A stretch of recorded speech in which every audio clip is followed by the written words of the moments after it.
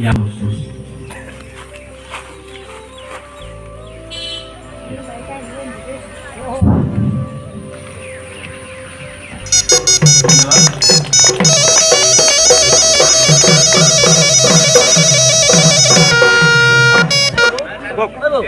হয়, আমি অসম আৰু অৰুণাচলৰ একেবাৰে সীমামূৰীয়া বৰডুমচা এই অঞ্চলত আমি প্ৰতি বছৰে বহাগী বিদায় উৎসৱ অনুষ্ঠিত কৰি আহিছোঁ। বৰডুমচা মাধৱপুৰ বিহু সন্মিলন সমিতি উদ্যোগত আৰু এই বৰ্ষ 2024 এই বৰ্ষটো অনুষ্ঠিত কৰি আহিছোঁ। আমাৰ বিশেষত্ব হ'ল যে কি অসম আৰু অৰুণাচল দুয়োখন ৰাজ্য ৰাজনৈতিক এটা বাউণ্ডেৰী আছে, কিন্তু অসম আৰু অৰুণাচল এনেকুৱা এটা অঞ্চল এই বৰডুমচা দুয়োখন ৰাজ্যৰ মাজত আমাৰ সামাজিকভাৱে আমাৰ বা সাংস্কৃতিকভাৱে কোনো আমাৰ ইয়াৰ মাজত কোনো ভেদাভেদ নাই। এখন অসম আৰু অৰুণাচল দুখন ৰাজ্য যেন নালাগে বৰডুমচা। ভাৰতবৰ্ষৰ বিভিন্ন ৰাজ্য সীমামূৰীয়াক লৈ বিভিন্ন অপ্ৰীতিকৰ পৰিস্থিতি আমি হোৱা দেখা যায়, কিন্তু বৰডুমচাত তেনেকুৱা পৰিস্থিতি কেতিয়াও উদ্ভৱ হোৱা নাই আৰু আমি জানো ভৱিষ্যতলৈও নহয়।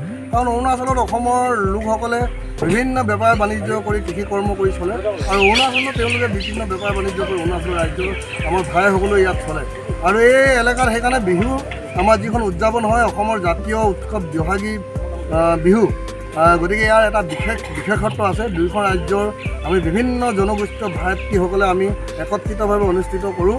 ইয়াৰ জৰিয়তে আমি অসম প্ৰান্তত বসবাস কৰোঁ বিভিন্ন জনগোষ্ঠীসকল। ইয়াত গোৰ্খাসকল আছে, ইয়াত সোণোৱালসকল আছে, দেউৰীসকল আছে, আটাই আহোমসকল আছে, ইয়াত মিচিংসকল আছে, মৰাণ মটক আদিবাসী আমি বিভিন্ন জনগোষ্ঠী আছে। আৰু অৰুণাচল প্ৰান্তত আমাৰ টাংচা নক্টে পন্টাই চিম্পো খামটি আদিকে কৰি আমাৰ বিভিন্ন জনগোষ্ঠী আছে। সকলোৰে সমন্বিতভাৱে বহাগী বিদায় উদযাপন আমি কৰোঁ আৰু ইয়াৰ জৰিয়তে আমাৰ সমন্বয়ৰ যিটো এনাৰ্জিডাল অধিক সুদৃঢ় কৰাৰ আমি এটা আমাৰ চেষ্টা থাকে। গতিকে এই বৰ্ষতে আমি দুয়োখন ৰাজ্যৰ আমি বিভিন্ন জনগোষ্ঠীৰ ৰাইজৰ, সমাজ সচেতন ৰাইজৰ, সাংস্কৃতিপ্ৰেমী ৰাইজৰ আমি সহায় সহযোগিতা কামনা কৰিছোঁ। আৰু 2024 এই 19 আৰু 20 আজি আৰু কালিলৈ এই দুই দিনৰ আমাৰ বিহুৰ যি কাৰ্যসূচী থাকে সকলো কাৰ্যসূচী যাতে সকলো ৰাইজৰ সহায় সহযোগিতা আমি আশীৰ্বাদ যাতে আমি লাভ কৰোঁ এইখিনি আমি কামনা কৰিছোঁ।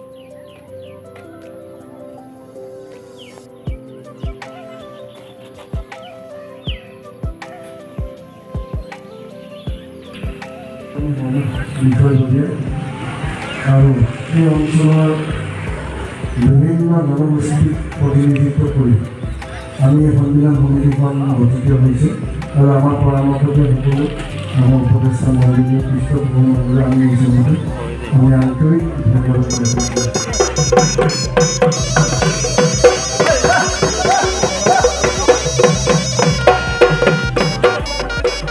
সকলৰ স্বীকাৰাৰ্থে এই বছৰ কাৰ্যসূচীৰ প্ৰথমটো দিন আমি প্ৰথম কাৰ্যসূচী স্মৃতি তৰ্পণ আৰু পতাকাত্মক কাৰ্যসূচী আমি সমাপন কৰিব বিচাৰিছোঁ।